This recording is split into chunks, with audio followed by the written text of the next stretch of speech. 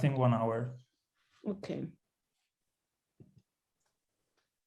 Of course, it's up to you and to the people if they put some questions, but you know. You can do it, Oliver, you can do it.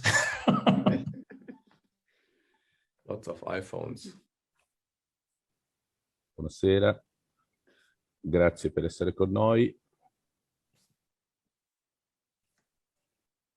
2 secondi come al solito. E poi daremo la parola a Massimo che introdurrà Katja Stuke e Oliver Sieber. Stasera si parlerà, tra le altre cose, anche di editoria indipendente. Principalmente sarà questo l'argomento della serata, probabilmente. Abbiamo con noi un po' di amici collegati, lasciamo qualche istante ancora e quando poi Massimo dà l'ok possiamo partire. Io intanto ringrazio i nostri ospiti che sono a Düsseldorf in questo momento, con qualche libro alle spalle. Insomma, ci sta. Grazie di cuore per esserci. Iniziamo perché la serata penso che sia ricca di argomenti e credo che sia importante far parlare loro e non noi. Io do un piccolo annuncio: la settimana prossima, il 1° marzo alle 21, siete tutti invitati per festeggiare questa nostra nuova testata, cioè Focus Magazine. Speriamo che saremo in tanti, abbiamo tante novità belle da dare, abbiamo tante cose da farvi prendere coscienza delle cose che abbiamo pensato per voi. Il magazine, dopo un anno di soddisfazioni, oltre 65.000 utenti hanno visitato il nostro sito e ci seguono. Niente, siamo pronti a darvi, a recettarvi, a farvi divertire, a farvi incuriosire, a darvi delle opportunità che ci inventiamo giorno dopo giorno con tutto quello che sono le difficoltà del caso. Io osserverei un minuto di silenzio, ma credo che non sia il caso. Questa guerra ci ha un po' distrutto, un po' tutti, e stasera non siamo nell'animo giusto, però dobbiamo assolutamente continuare. La vita continua, dobbiamo resistere. Grazie ancora Katja e grazie Oliver. Grazie Massimo per essere con noi, a te la parola. Okay, Katja and Oliver, I will put you the first question before in Italian. Katja e Oliver, siete fotografi, artisti, curatori, designer, editori di libri d'arte. Non è sempre così facile determinare dove finisce un'identità e dove inizia l'altra. È sempre così indefinito il confine tra i vostri ruoli? È conseguenza del vostro lavoro, una scelta o dipende dalle situazioni? Qual è il segreto per essere così poliedrici? A me sembra che cerchiate sempre di semplificare sia nelle mostre che nei libri concetti che semplici non sono, e questo dal mio punto di vista è un valore. Katja and Oliver, you are photographers and artists, curators, designers, hard book publishers. It's not always so easy to determine where one identity ends and the other one begins. Is the boundary between your various roles always so indefinite? It's a consequence of your work, a choice, or does it depend on the situations? What is the secret to be so eclectic?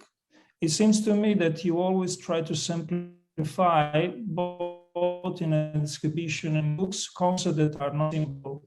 And from my point of view, this is a value. Did you understand everything? Yeah, there was a how do you say? Internet problems. Some internet problems, but I think we understood. Yeah. But first of all, okay. I mean, it's a question about your eclectic roles. I mean, you are doing so many things, no? And yeah. Which is the boundary between one and one, or it depends from the situation, depends from your choice, or you always want to show your, your eclectic capacities. Yeah, I think it's first of all, thank you. Thank you for having us, and thanks for inviting us, and to just jump into this immediately. I think it was something which developed. So like we are not only working together, we are also living together. So at the beginning we were working independently, and we started this, yeah, like I think for us it was no question that we discuss our work and we juxtapose our work and we compare what we are doing and we exchange ideas and we, I don't know, judge each other's works. Maybe not so much, but this is how we, yeah, I don't know. It wasn't like a big discussions or conflicts about topics or point of view.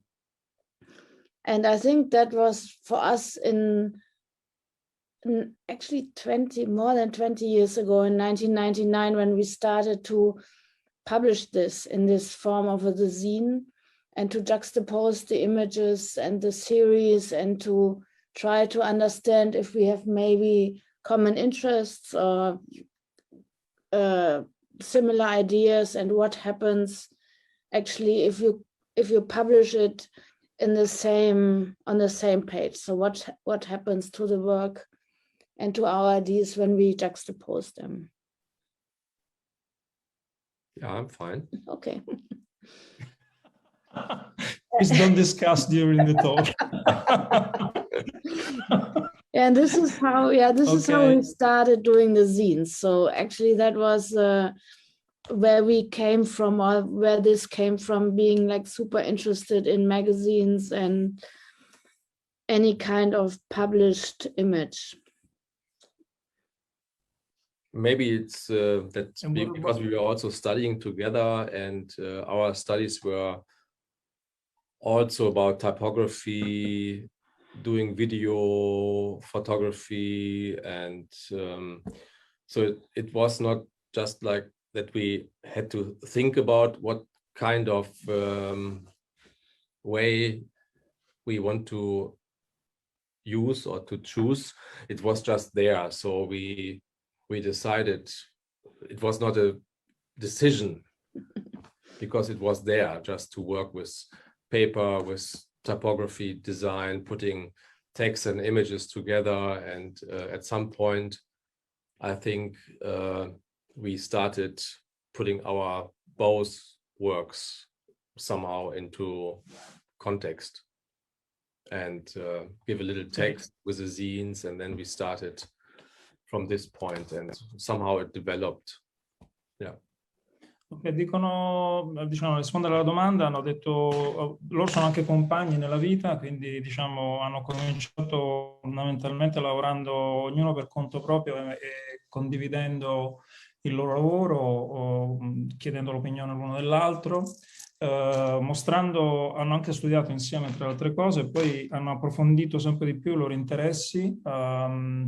Fondamentalmente erano interessati a qualunque forma di diciamo fotografia stampata e di lì a poco diciamo è nato l'interesse per diciamo curare tutto quello che loro producevano, condiviso o meno perché non sempre lavorano insieme, e di curarlo in tutti gli aspetti, quindi diciamo in maniera del tutto spontanea, senza una programmazione a monte, mostrare il loro lavoro sia in forma di mostra, in forma di libro, in forma di zine o che altro.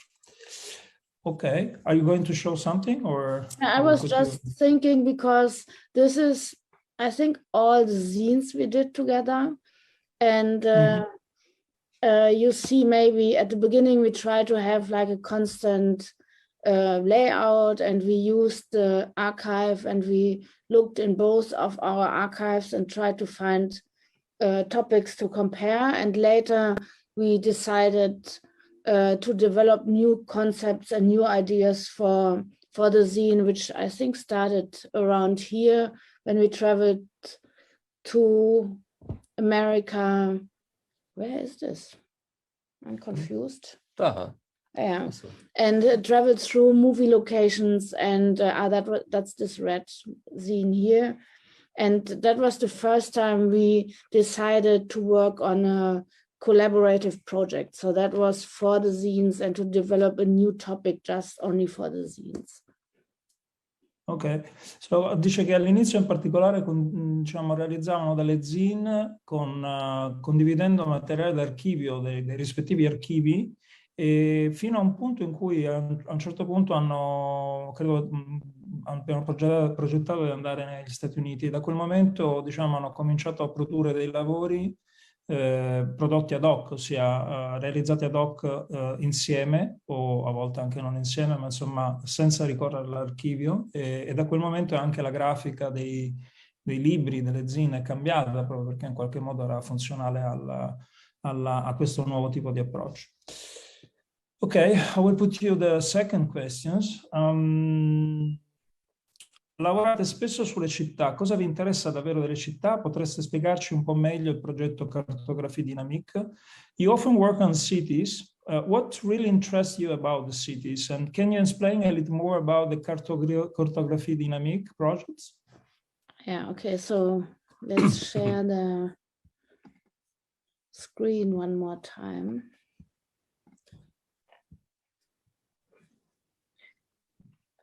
That's two questions, I think. I think the cities. Yeah, I mean, cities is often a subject of your work, so you know it's something in some way related to this project. But also in the past, you work a lot about cities. Yeah, absolutely. But I think it's just we just mainly liked to be in the urban surrounding, in the bigger cities, and not so much in the periphery or the countryside, which is maybe developing a little bit, but that's how it started. The interest in the cities, because that's the place where different people meet, where you can see about development, about future, about society. That's where everything is like really very visible. Ok. Allora l'interesse per la città nasce dal fatto che comunque, in particolare nelle parti periferiche delle città, nasce proprio dal fatto che comunque sono luoghi in cui incontri persone, dove vedi sviluppare la società, la politica, la cultura, insomma, diventano delle sorte di, come dire, di cartine tornasole di come si sta sviluppando un determinato paese o società. So what about the cartography dynamic? Yeah, maybe it's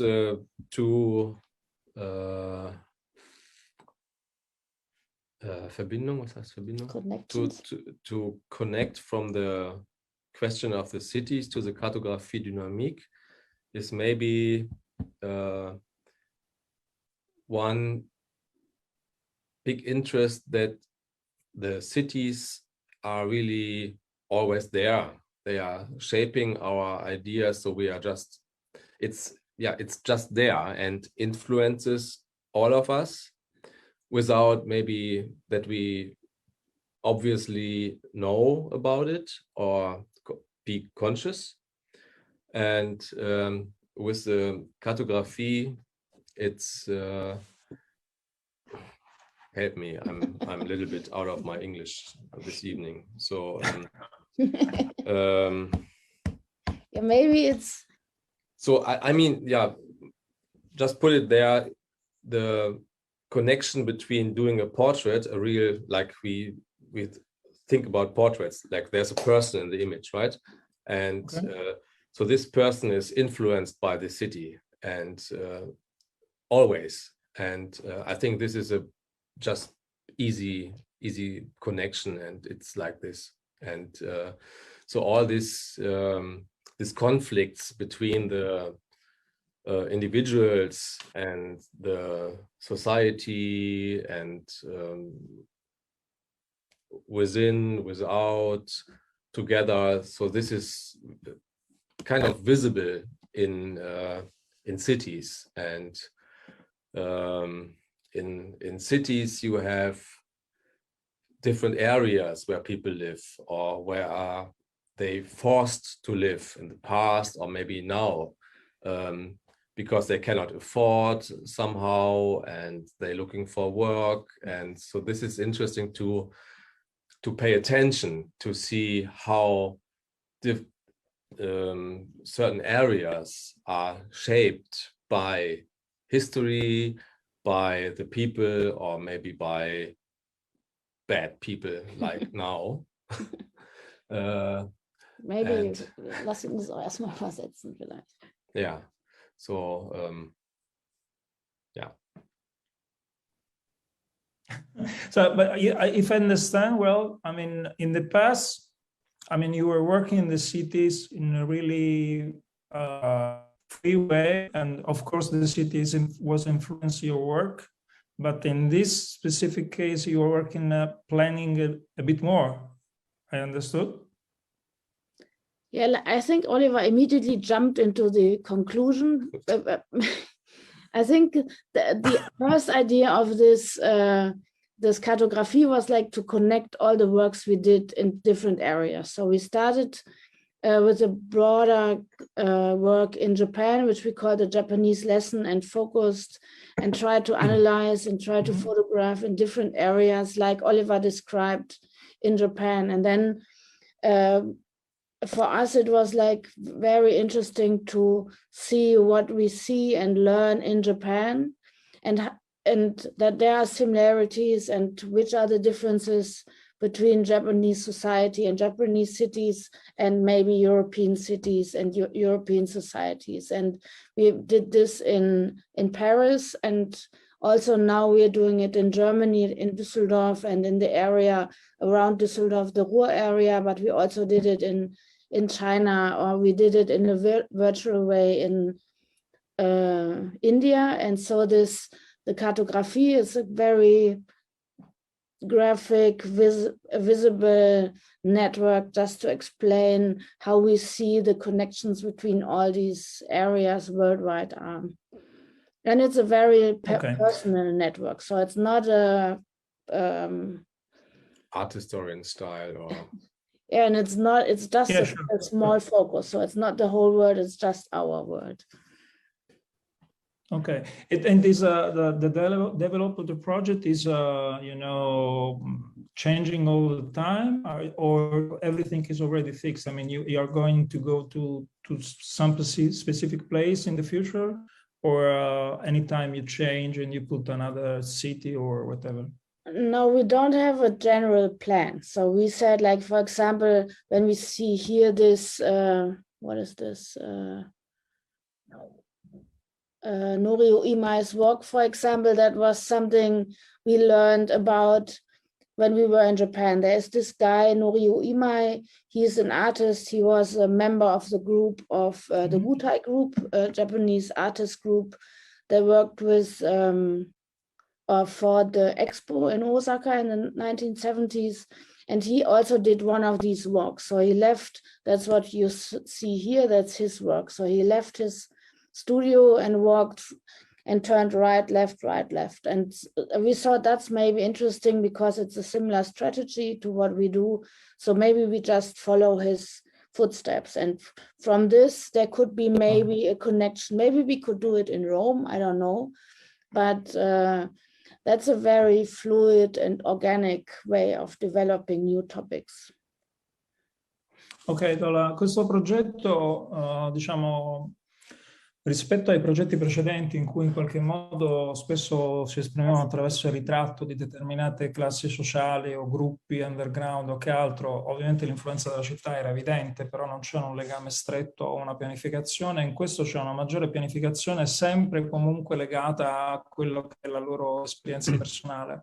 Quindi partendo dal Giappone, dove loro sono andati tantissimo, ne parleremo anche dopo, dal 2005 vanno regolarmente in Giappone, lavorano regolarmente in Giappone e sul Giappone, avendo anche collegamenti con diverse realtà dell'arte e della cultura giapponese, hanno cominciato a pensare a quali potevano essere delle eventuali relazioni con realtà o città occidentali, ma anche orientali di altre parti, quindi cinesi e altre realtà ancora. E quindi, diciamo, creano fondamentalmente, lavorano su dei punti, su delle visioni che loro hanno, di punti che potrebbero essere di contatto tra queste diverse culture e civiltà, cercando di analizzare quelli che sono poi i contesti sociali in cui queste persone con cui entrano in contatto, queste situazioni in cui entrano in contatto mostrano diciamo, nel contesto, ma anche in relazione ai contesti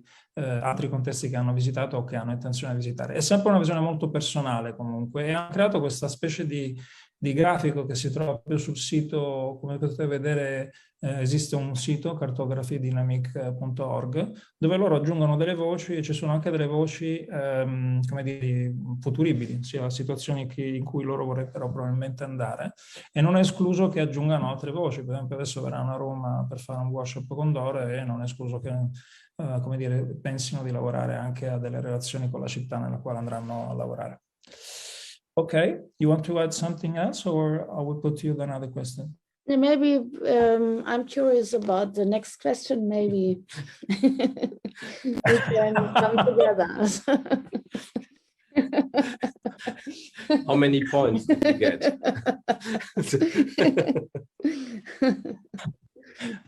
Many points. Okay, be ready. Vorrei che mi parlaste del progetto You and Me. Ho lavorato anch'io in Bosnia ed è un paese che mi interessa molto. Come è nato il progetto? Come lo avete sviluppato? Che tipo di sostegno avete avuto? E come e quando avete lavorato al design del libro, che tra l'altro ha vinto un premio importante ad Arla? The question for you is, I would like you tell me more about You and Me project. I have also worked in Bosnia. It's the country that interests me a lot. How did the project come about? How did you develop it? And what kind of support did you have? Or how much did you work on the design of the book, who won a really prestigious prize? And this is really beautiful.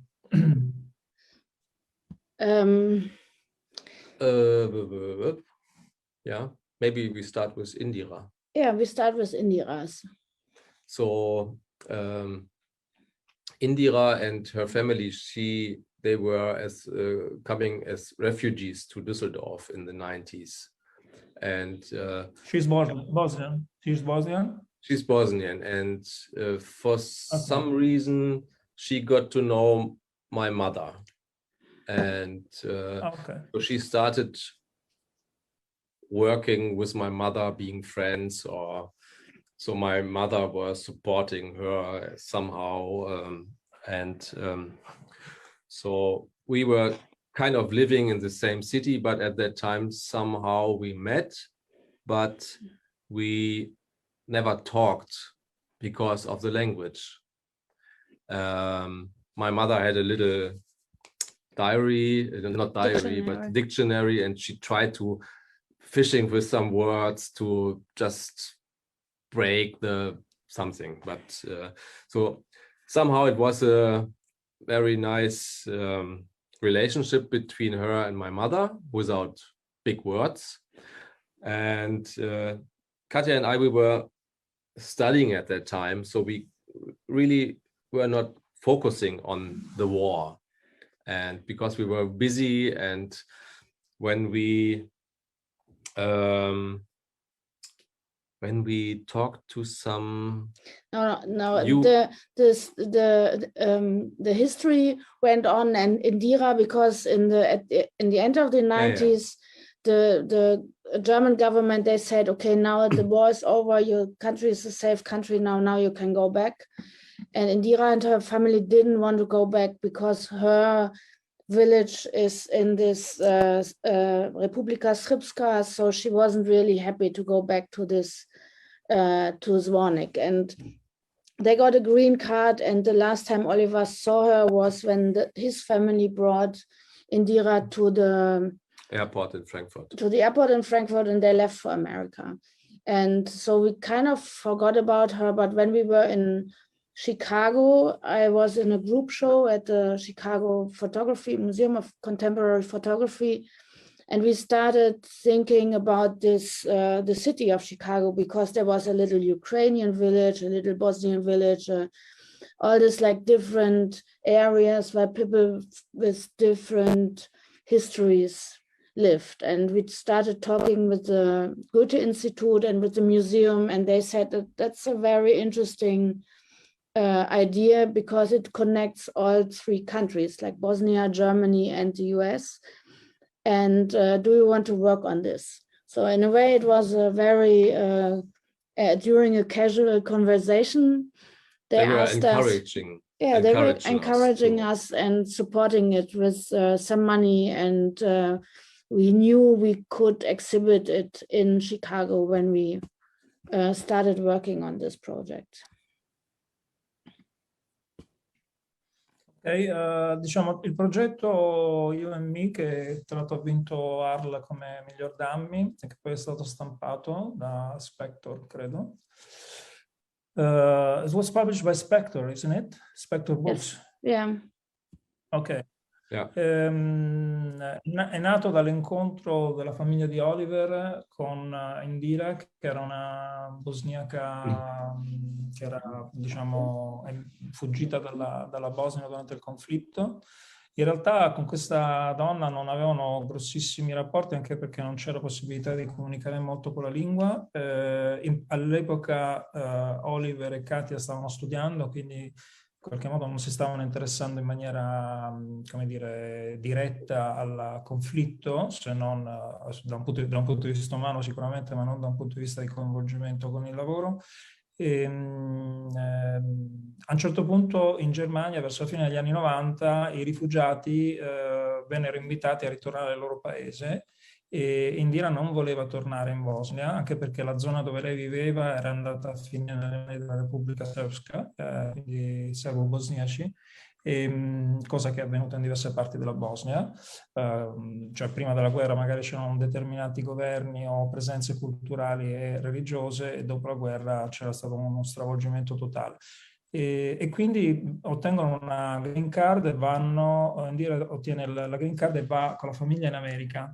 Qualche anno dopo Oliver e Katja si ritrovano a Chicago per in uno dei più importanti musei d'arte contemporanea e fotografia a Chicago, e si rendono conto che c'è, come dire, ci sono diverse comunità, dei veri e propri distretti all'interno della città di etnie che in qualche modo sono state costrette a effettuare una diaspora, ossia a scappare dal loro paese per trapiantarsi in un altro paese. E quindi da lì nasce l'idea di poter lavorare su questa, diciamo, questa diaspora bosniaca. Ottengono anche del sostegno, credo, alla stessa struttura, se ho capito bene, americana, e cominciano a realizzare il progetto partendo dalle comunità trapiantate negli Stati Uniti, per poi andare di nuovo direttamente in Bosnia.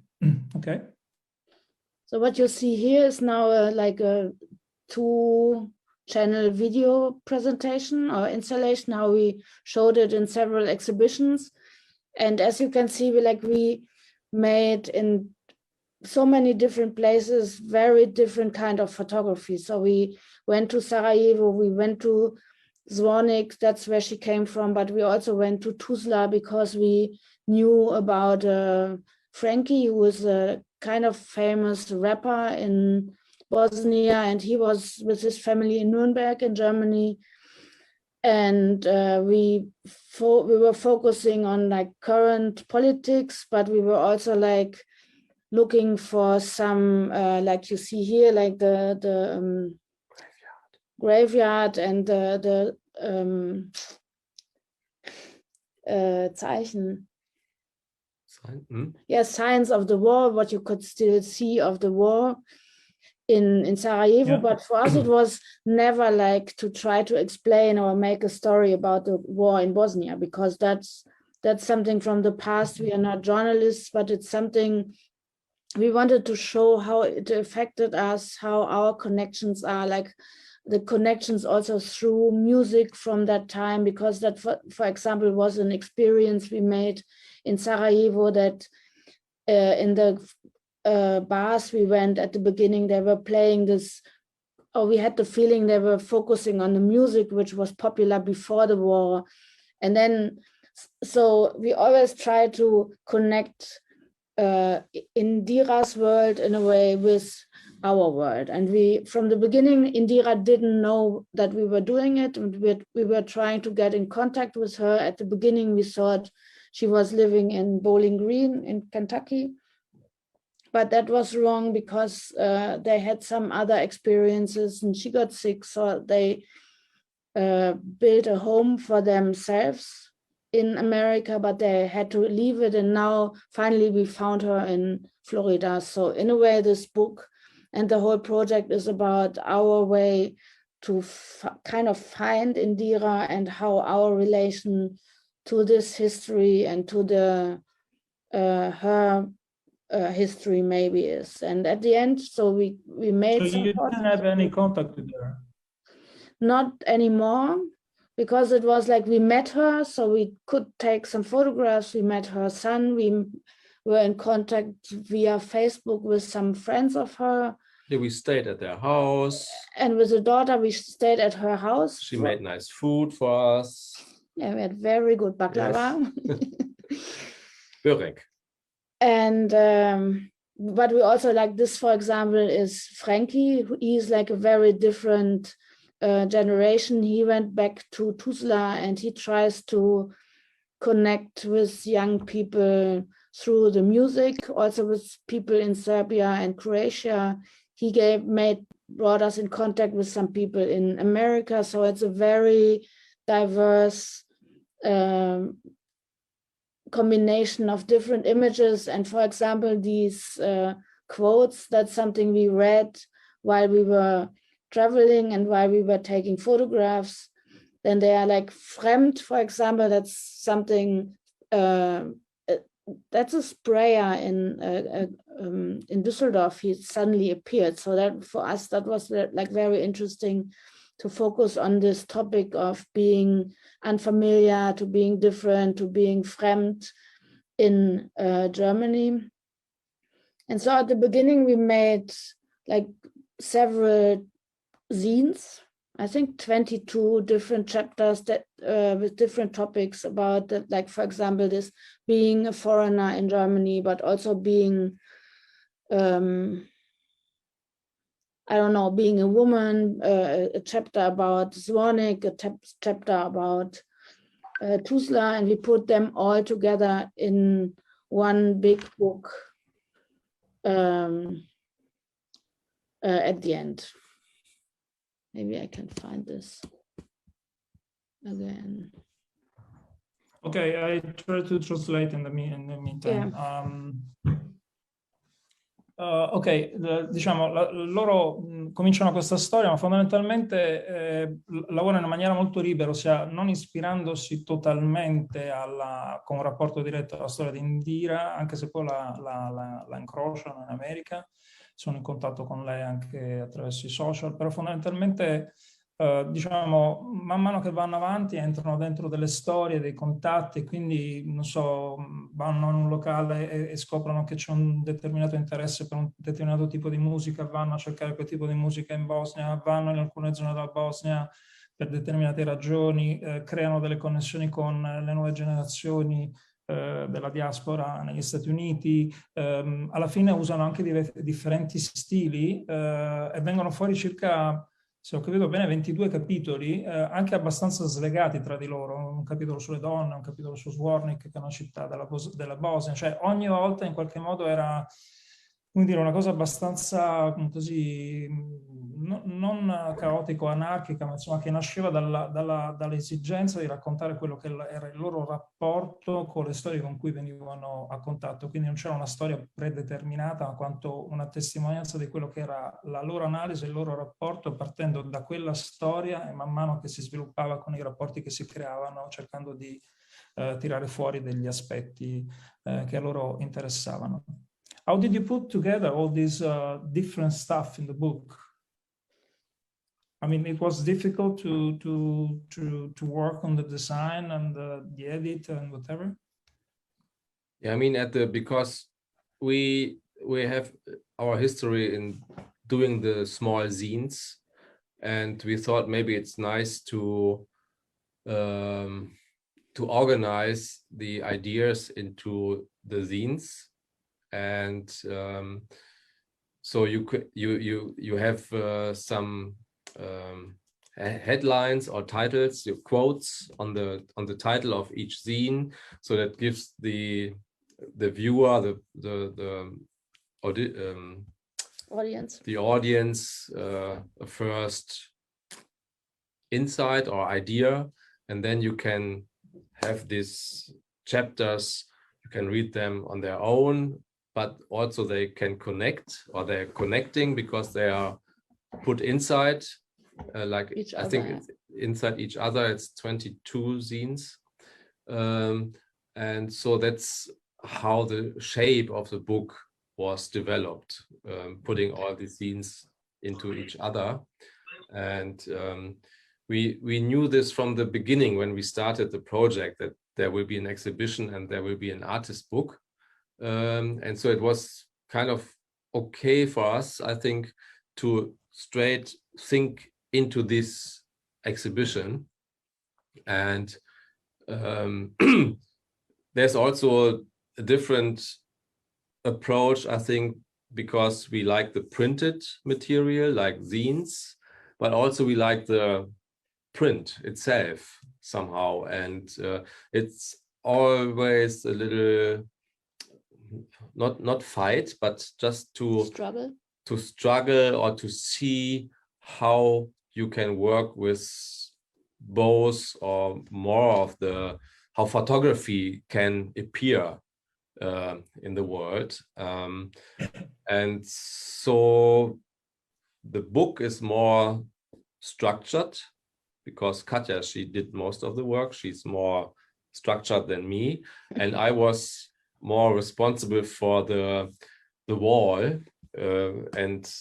So we created on the wall some layers which visualize somehow that an exhibition is totally different, like a wall work is different than a book.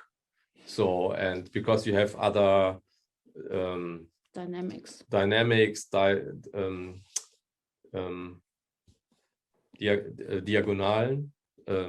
Yeah, okay. Yeah, you see different if you have a wall, yeah, then it's not linear at some point. Even if you want to see an exhibition be seen in a linear way, you cannot take the audience just like this. So they do whatever they want. So they start at the end or whatever. I mean, usually it's also possible with books, but if you are a nice reader, you start from the beginning. Okay, but the book is just a collection of the 222 zine, or you did something more? Yeah, wait, maybe so this, for example, this is a shot of the exhibition at the Fotografia Europea in 2016, where we showed it in Italy. And here you could see the book, and you could also read each chapter and each zine, and you could look at the images and also look at the same time at the quotes. And maybe I try to find it. So what we created was this box, and we put all the zines into each other. So we got a really big body of work, and you could open it and you could read it, like what Oliver said, you could read it chronologically, but you could also take out each chapter and read it individually. So for example, this is Sleeper in a Metropolis. That's a little story about these graffiti we saw in Sarajevo, and then we accidentally passed Metropolis, which is the home of Superman, and then we had this connection between Sarajevo and Metropolis.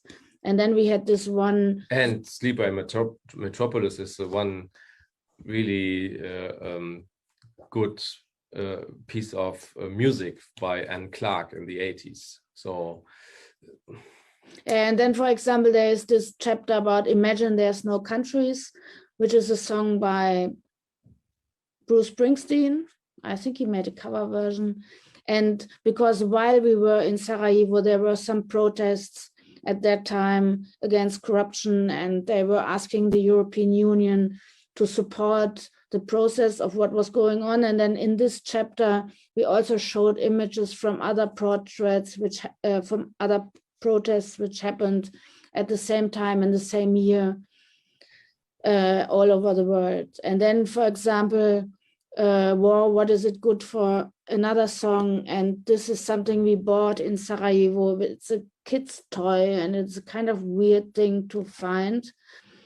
And this woman, for example, is in Memphis, and she's protesting and standing, and she had a like very long history in Memphis with Martin Luther King and the motel where Martin Luther King was assassinated. So that was all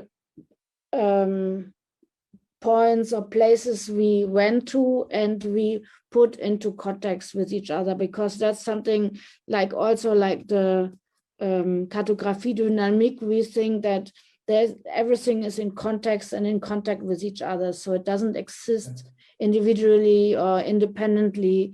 And if you talk about a war in Europe in the 1990s, you maybe also can talk about the civil rights movement in America in the 60s. So there's always connections and I'll try to translate. Alla fine di tutto questo lavoro loro hanno realizzato, visto che il lavoro era anche molto, come dire, disorganico, se non era un lavoro unico, ma c'erano tanti capitoli, hanno realizzato 22 zin, che diciamo loro realizzano moltissime zin, hanno cominciato realizzando zin e ancora producono zin, oltre a libri, fondamentalmente si sono suddivisi il lavoro in maniera tale che Katja si occupasse un po' di più della parte libro e invece Oliver della parte fotografica. E ovviamente c'è una grossa differenza tra quello che è la lettura delle immagini sul muro, dove ovviamente Oliver ha cercato di creare delle sequenze che lavorassero non solo in forma lineare, ma anche attraverso altre linee di lettura. Ovviamente il pubblico poi era libero di leggere quello che voleva. Affiancato a questa, diciamo, mostra, sviluppo delle immagini sul muro, c'era una serie di video. Per esempio nella mostra che hanno fatto, la fotografia della mostra che hanno fatto vedere a Reggio Emilia, al centro c'era questa bacheca con il libro e al fondo c'era lo schermo su cui scorrevano i video, sulla sinistra c'erano le immagini curate da Oliver e sulla destra c'erano le zin. All'interno delle zin loro fondamentalmente hanno sviluppato una chiave di lettura che poi è alla base anche del progetto di cartografia dinamica, ossia loro vedono e leggono delle relazioni, loro insomma diciamo lo facciamo un po' tutti, ma loro ci credono fermamente, sul fatto che ci sono delle relazioni tra tutto quello che ci succede tra varie parti del mondo. Quindi per esempio ho fatto vedere una fotografia di questa strana confezione che conteneva delle, credo, caramelle o comunque dei chewing gum, però era a forma di bomba a mano, e hanno messo in relazione questa immagine con una donna afroamericana che in qualche modo ricordava come dire, la lotta per la segregazione razziale, il fatto che Martin Luther King era stato ucciso, così come altre relazioni. Fondamentalmente, come dire, realizzano immagini in posti diversi, ma attraverso dei testi e delle relazioni. Ma sto parlando. Sì. Sorry. Creano delle relazioni con storie molto diverse tra di loro all'interno di queste zine. Salute. Maybe we just, what we see here, this research number 1, that's something, because you and me is quite important, because I think different strategies we now still use is something we did there for the first time. And for example, this using the research or making the research also part of the project is something we also did in different chapters, some historic background, some like geographical background, but also some background, for example, about books and music and films and stuff we saw.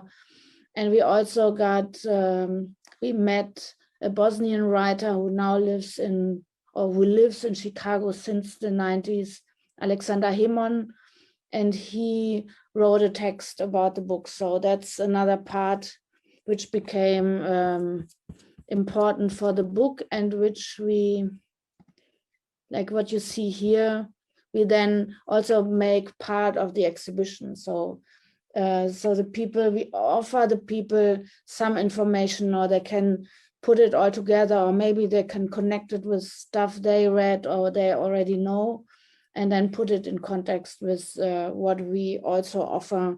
And at the beginning we did it in English, but only in English, but as like what you said before, we won this award in Arles. So the French wanted to have the also a French text, and then we said, okay, then we also want to have a German and Bosnian text, because then that would be just nice, a nice thing to do, to write it in all the different languages. So we have different audiences who have a different perspective on this, and to explain maybe or make clear what we had in mind while we were working on the project. There was one nice day when we discovered the Susan Sontag place in Sarajevo, because it was kind of familiar, or a good feeling that somehow in Sarajevo you are standing on a square, which was dedicated to Susan Sontag, because during the war Susan Sontag was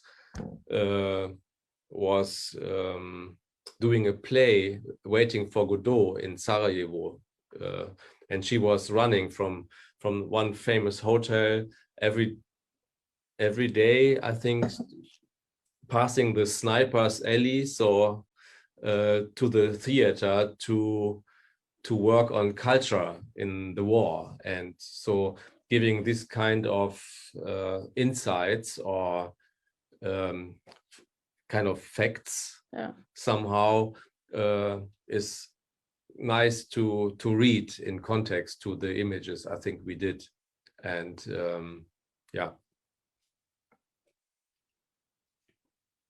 Hello.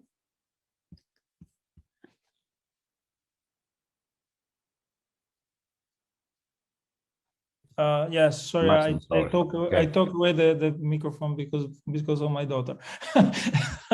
How long did you work on the texts research? It was like at the same time as we took the photographs. It was a like very fast decision. I think we decided, or we wrote a concept in August, October, November of one year, 2003 maybe, no, 13. And then the Goethe Institute already managed that we get some support in Sarajevo. That was even before we knew that Indira was Bosnian. That could have been different. And while we were there, we got some information. We are always kind of lucky that we meet like very nice people who share their information and share their knowledge and thoughts with us. And so that happened at the same time. And for the whole project, I think it took a year to photograph and to structure and to edit the whole images, and then some weeks to make the book and to produce the exhibition. But that was in total maybe 1.5 years for everything. And we see, like, because at the beginning, the first way we showed it was what we showed before, like in the Fotografi Europea. And this, for example, was a form to present it at the Krakow Festival as this 2-channel video work with some other video works and this historic material. And also there was a table. There was a table where you could again read all the chapters and all the zines. And maybe it's interesting to explain that we had, for the first exhibition, we made this the book as an artist book in an edition of 10 copies. We sold some of them for collectors for like a collector's prize. And so we could raise some money to finance all the prints and everything else we needed. And so we were lucky to have some extra copies we could send to the Dummy Award at the Rencontre Luma Award. And this is how it ended. We met Spector Books because we won this award and won the money, so we could publish it in a bigger edition, in a bigger run. And it looks a little different, but not very much. Ok. Hanno detto molte cose, cerco di sintetizzare.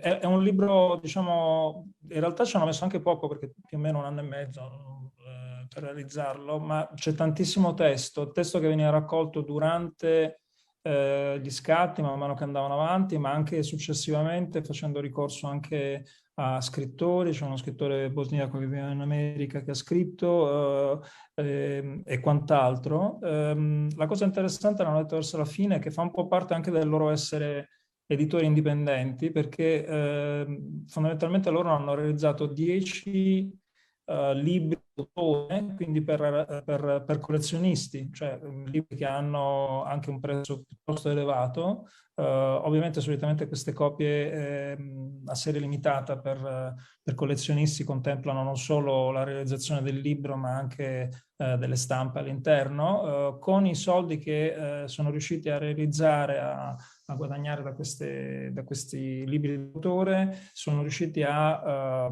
diciamo stampare altre copie e anche a realizzare altre cose, e sono riusciti a mandare il dummy definitivo ad Arla per il premio sui dummy che hanno vinto. È un premio che mi pare contempla circa 25.000 euro e che ti dà la possibilità di stampare con un editore, ovviamente. E lì sono entrati in contatto con Spector Books, che è un'ottima casa editrice, e il risultato finale è questo, di cui sono parzialmente soddisfatti, nel senso probabilmente loro sono più in una dimensione da zine o comunque da libro d'autore che non libro a grande tiratura, però fondamentalmente questo libro ha avuto un ottimo riscontro e insomma alla fine è un gran bel libro.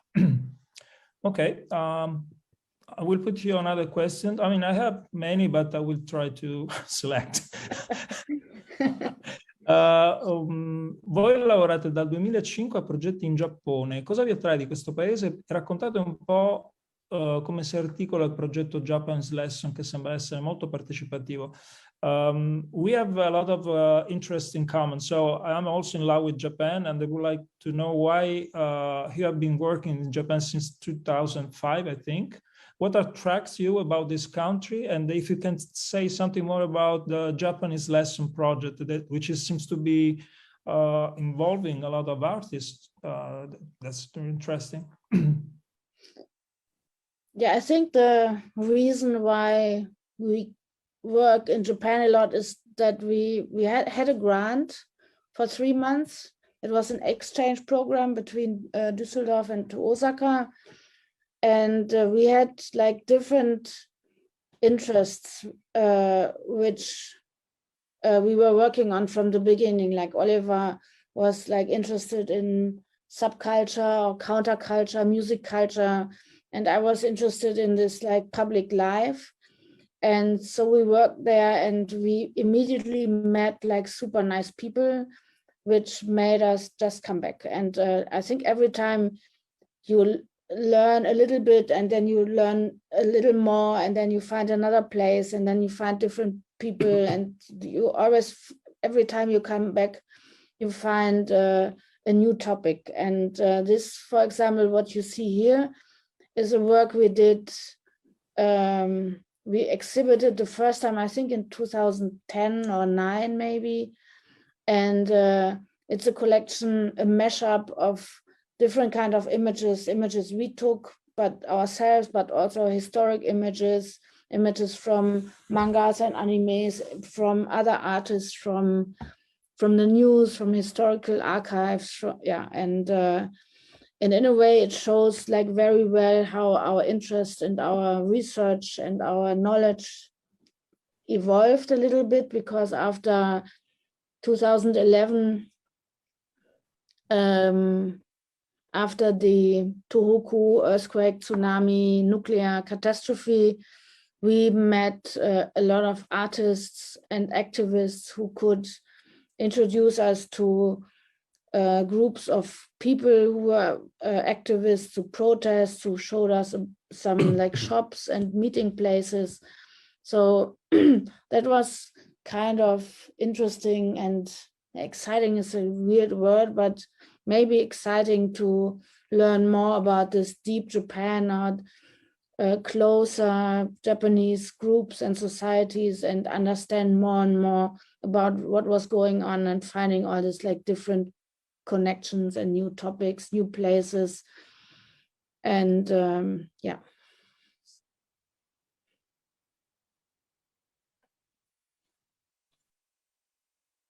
Hai Massimo? Scusatemi. No. Sì, ci sono, scusatemi. Dicevo, l'interesse per il Giappone nasce in maniera casuale, nel senso che loro vincono una residency di 3 mesi, nella quale sviluppano il loro linguaggio in maniera differente. Oliver era molto interessato alla cultura underground, alla musica, diciamo una serie di altri argomenti, mentre per esempio Katja era molto più interessata alla vita di tutti i giorni, alla daily life, attraverso la strada, in altre situazioni. Man mano che andavano avanti erano entrati in contatto sono entrati sempre di più in contatto con diverse realtà, con persone interessanti, hanno imparato sempre di più, e questo li ha spinti a tornare per imparare sempre di più. Una società che in qualche modo trovano molto stimolante. E per esempio nel 2011, in seguito diciamo, allo tsunami e alle conseguenze dello tsunami, loro sono entrati in contatto con moltissimi artisti che in qualche modo esprimevano il loro disappunto rispetto anche a quello che era successo, e l'energia nucleare e tutto quanto insomma era collegato in qualche modo a questo disastro. E quindi questo ha dato loro l'opportunità di condividere con diversi autori il loro interesse, le loro storie, il loro materiale, e da questo è nato il progetto Japanese Lesson. Is this the book? Yeah, that's the book. Ok, questo è il libro che nasce, diciamo, che ha a che fare con Japanese Lesson. No, actually, maybe it's the first book we did, and we again only did it in an edition of 10 copies. That's again, I think 13 chapters this time.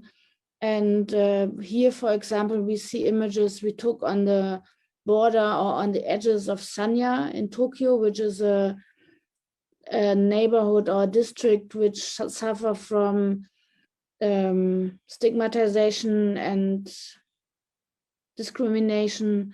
It's a lot of homeless people and day laborers working there, and has a historic reason. But still, these kind of stigmatizations still happen in Japan. So it can happen to you, like if you live in a wrong district, you maybe don't get a job in a prestigious, huge company, or you can't marry a person from a traditionally conservative family.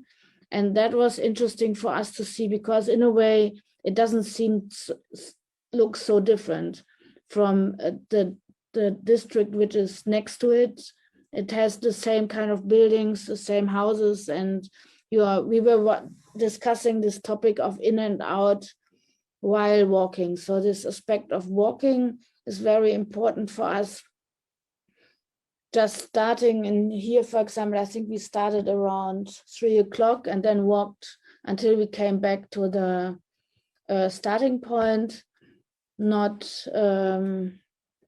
being afraid of the lights going away, it's getting dark. Sometimes it started raining, so we wanted to do it during one walk, taking images maybe every 100 meters in the direction of the street we were walking.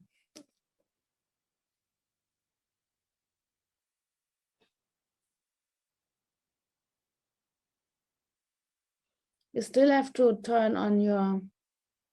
Okay, sorry. Did you walk for an entire day in a small area from? Yeah, this is like a smaller area. I think this was 3.5 hours, but there are longer walks, like in Osaka, Nishinari, for example, or Ikuno, which took us 8 or 9 hours. But it's always around the outside of the shape of the area. So the edges of the borders. You are using the same, let's say, strategy also in other works. I think also in cartography dynamique, there is a lot of works having to do with walking, isn't it? Yeah, absolutely. That this is like also the Japanese lesson for us. It's a part of the cartography dynamique.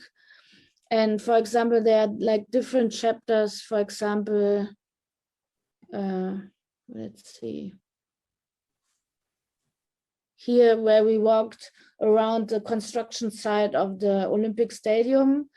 And that's something, for example, we did in Paris, because for us, that's a clear connection that Tokyo 2020 was the last Olympic Games, and in Paris 2025 will be the next Olympic Games. So that's a connection through the topic, but also like our way of doing it and observing it and discussing like how, for example, this Olympic Games, but it could also be Expo, for example, has an influence on the city or changes the shape of the city or changes how people living in the cities change their lives, for example.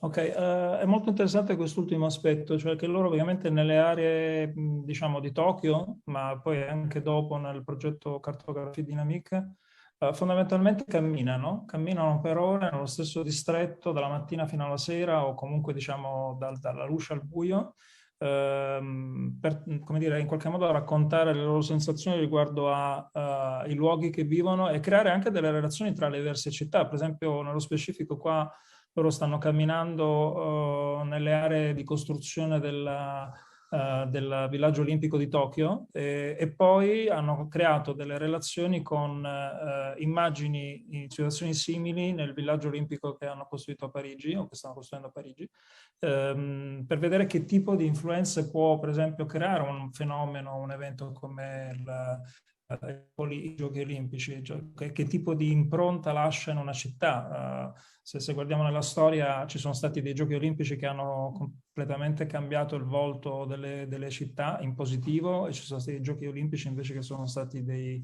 clamorosi flop, sia dal punto di vista della urbanistica, socialità e quant'altro, ma anche in termini economici. Ok? So I want to put you on. Oh, sorry. I was just trying to explain, because it could be like a whole district of a city, but it could also be like here just one building, which, for example, this is like super interesting, the Imperial Hotel, which hosted the International Olympic Committee and offices in there, and it's also has a very interesting architecture history. So we just walked around there, and as you can imagine, like just walking around a building is different. You have a different perspective than walking for hours in a like more rural or peripheral neighborhood. Ok, non necessariamente deve essere un quartiere, a volte può essere anche solo un palazzo. Per esempio, nello specifico, un palazzo che ha, diciamo, dove hanno pernottato gli atleti, che era un palazzo che, diciamo, chiaramente ha avuto un ruolo importante durante i giochi, ma al tempo stesso era un palazzo che aveva anche una storia dal punto di vista architettonico piuttosto importante. Quindi, diciamo, in qualche modo l'analisi a volte non è legata specificatamente a delle aree, ma anche a un luogo molto specifico e molto ristretto. Okay, let's talk about ant photo. With this, for this magazine project, you have developed also a manifesto that I will try to read a little bit. I will translate in Italian. I don't need to read in English because you know the manifesto. You made it. Ok. Parlatemi di Ant Photo. Ant Photo è un magazine, ma anche un progetto per il quale hanno anche elaborato un vero e proprio manifesto Provo a tradurvi un attimo questo manifesto. We Love Photography. Noi amiamo la fotografia in tutte le sue forme. Una foto è digitale, analogica, a colori, in bianco e nero, è un oggetto, è un libro, è un blog, è un newspaper, quindi un quotidiano, è un magazine, è un film, è una storia, è uno statement, è un'installazione, è una scultura, è la verità sempre di qualcheduno. Ci fa perdere, ci fa ritrovare, è tecnologia, è originale, è una copia, è una riproduzione, è infinita. La fotografia è il futuro e il passato, la fotografia è un medium, è in transizione. Una singola immagine è solo la punta di un iceberg. Usate la fotografia come un linguaggio internazionale, non in qualche modo dimenticatevi mai di progredire. Vogliamo vedere le immagini che ci mancano. La fotografia è troppo buona, troppo bella per essere considerata solo un'arte e così via. Ok, I translate a little bit the manifesto.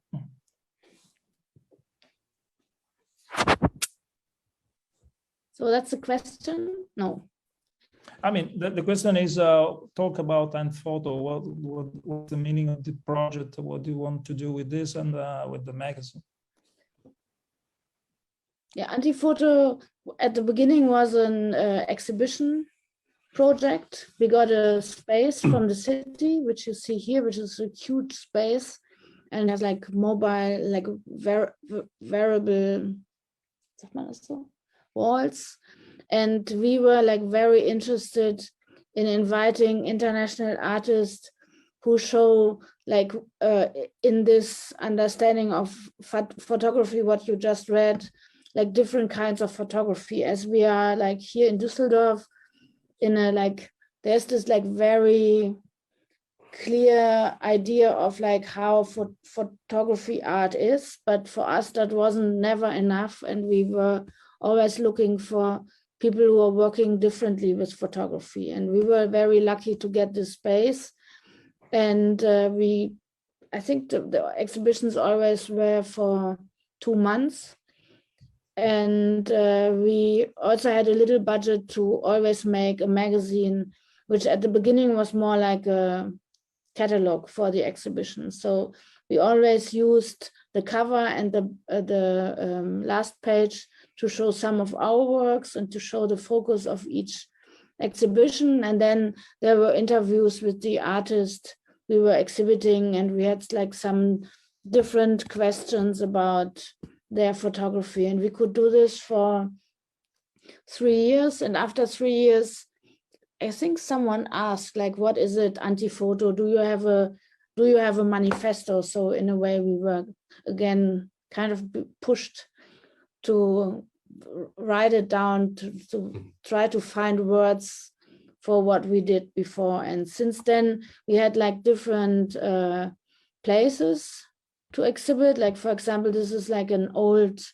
building, an artist society, which we could also use to show every year during a festival, different exhibitions.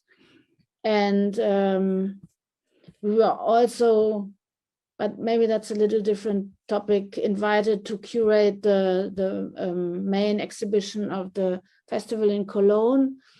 But for us, it was always important to show the different forms, like what Oliver said before, like the different forms, how photography can appear, like in a book, in a presentation, framed on the wall, unframed on the wall, and so on. And this is how it all started at the beginning. And for some time now, we have a little space where we can, once a month, that was before Corona, we had a little bar space, or a space we used as a bar where we showed 10 or 15 books from our library, from other artists, to a certain topic. So that was for us an important social kind of event, to invite people to discuss photography and to discuss the books and have a nice evening while Oliver was preparing Japanese drinks. And for some time now, we have this this mobile anti-photo bar because the space is still too small to open it because of Corona. So we developed this idea of a mobile bar we can bring in a car to like bigger spaces, bring books, bring drinks, and have a like 4-hour event discussing books and dealing with books. It's really interesting. I'll try to translate. Loro ottengono uno spazio a Düsseldorf dove fondamentalmente mostrano il loro lavoro, ma lavori di diversi artisti, pur avendo un'idea molto chiara di quello che è il linguaggio, insomma, quello che a loro interessa nella fotografia, confrontarsi con tutti questi autori e chiamare degli autori più o meno conosciuti a esporre su temi che hanno a che fare con la fotografia, li ha portati ad approfondire diverse tematiche e anche diciamo, a molte conoscenze. Questo progetto è continuato per, se sono riuscito a capire bene, circa 3 anni, dopodiché sono stati invitati in diverse situazioni, perché vedete dal 2013 al 2017 sono stati invitati a ripetere lo stesso esperimento in diversi altri luoghi, quindi non nello spazio specifico ma in luoghi diversi, invitando sempre tantissimi autori di alto livello, ma anche autori per quanto di alto livello magari meno conosciuti. E negli ultimi tempi hanno sviluppato anche questo specie di mini bar dove la gente aveva a disposizione non solo la possibilità di bere dei drink preparati da Oliver, drink giapponesi, ma anche di vedere dei libri o che altro. E questa, diciamo, formula del mini bar è stata poi anche sviluppata ulteriormente durante il periodo del coronavirus, perché ovviamente non c'era la possibilità di realizzare delle mostre o che altro. Is still working the project? I mean, are you going to develop it more in other places or? Yeah, we just decided to show it in May in Düsseldorf during the festival, and I think in June during another festival, but it really depends at the moment because we hope to get our little space back. Or for example, last year in Paris, we were invited by Emilie Loriola, who had this Sasori Books bar, and she made it like really perfectly created Japanese bar, and so we came there more like a pop-up bar. So it could be in any form. We also made virtual events on the Mozilla Hub, so people could meet virtually with some nice avatars in a virtual anti-photo bar. Ok, probabilmente porteranno avanti ancora questo progetto o in alcuni spazi. A Parigi, per esempio, c'è questo bar giapponese perfettamente ricostruito dove già hanno esposto e che probabilmente diventerà di nuovo posto dove esporranno. Anche in Germania, durante 2 festival, hanno intenzione di esporre di nuovo. Last question: you live in Düsseldorf, and I mean, for instance, the first Oliver's portrait seems to be very influenced by some authors of the Düsseldorf school, but finally, your work is really far from kind of photography. My question is, how much have you been influenced by the Düsseldorf school generally? How important do you think was this school for photography and for your city? And in your opinion, why the authors of this school reach such high market quotation? Let me translate in Italian. I ritratti di Oliver, soprattutto diciamo, i primi lavori di Oliver, sembrano molto influenzati da alcuni autori della scuola di Düsseldorf. Loro sono di Düsseldorf. Però diciamo, è evidente che nel loro lavoro si sono abbastanza allontanati da quello stile. Ho chiesto quanto siete stati influenzati da questa scuola e quanto pensate che sia stata importante questa scuola per la fotografia in generale, ma anche per la vostra città, e perché secondo loro questi autori hanno raggiunto quotazioni di mercato così alte, perché sono gli unici autori in fotografia che hanno quotazioni pari a pittori anche di altre epoche con quotazioni veramente molto alte. Okay. Yeah, I think you can't like deny that the Bechers and Augustaner, who came from Cologne, they are like very important for the photography history. And I think the Becher school, I don't know, I have the feeling that they were just at the right time, at the right place. Yeah. But like some ideas, like maybe working in series or having like a very clear aesthetic understanding is something which is kind of interesting for us, but we also had this different influences, like for example from Japan, or like for example here you see Oliver Sieber and how he made the book and how he used the paper and how he developed other concepts, like for example in Imaginary Club, which is, I can also show you somewhere, which was then a combination of portrait and a totally different kind of landscape photography. So I think you need to find like your own way in between different. What's that sound? I'm sorry. I can't talk and have the sound at the same time. So like you see here, like there's the portraits and the landscape photographs juxtaposed to each other, and it also found his first form in a book. So I think that's different influences which made it interesting for, like in this case, Oliver, but also for others, for both of us to work differently with photography. I mean, maybe it's interesting to say that because we were more interested in magazines, like in music magazines, also in fashion magazines when we were studying, so that the influence of, for example, August Sander came through Richard Avedon, and maybe Yoji Yamamoto, who quoted like August Sander, the clothes he thought are really interesting for him to focus on for his cuts and for his fashion, and Avedon and Wim Wenders. So they are more explaining about August Sander than I ever thought at that time. So through these magazines, maybe the idea of this, how to deal with these people or how to photograph them, it was not really inspired directly by Becher or Sander or this, so it just came through other doors, the back door.